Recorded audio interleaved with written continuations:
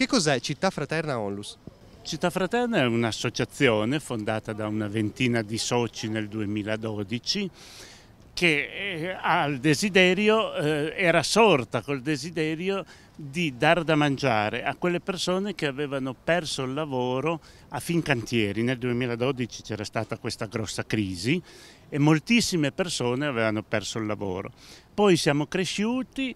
Abbiamo visto che non serviva dare una volta, perché queste persone avevano perso il lavoro, non avevano perso la casa per fortuna, ma avevano perso lo stipendio. Oggi quante famiglie aiutate? Oggi aiutiamo 150 famiglie per un totale di 1000-1100 persone. Siete nel circondario di Sesti Ponente? Nel circondario di Sesti Ponente, San Pier d'Arena, Cornigliano, fin giù verso Begato, anche altre zone. Tante famiglie italiane quindi anche?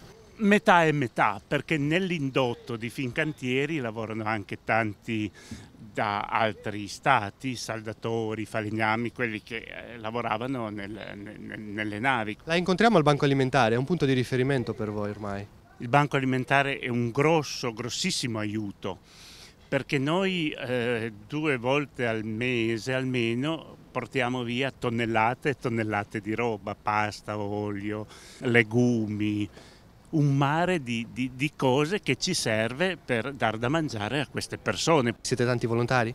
Siamo una ventina di volontari, sì, che lavoriamo nel magazzino, perché il magazzino è abbastanza grande, quindi c'è da stoccare, mettere via la roba in scadenza e quindi è un bel lavoro e questa gente è straordinaria, tutti pensionati che ci danno una grossa mano. Ci sono famiglie che avete aiutato e che grazie anche al vostro aiuto poi sono riusciti a ripartire?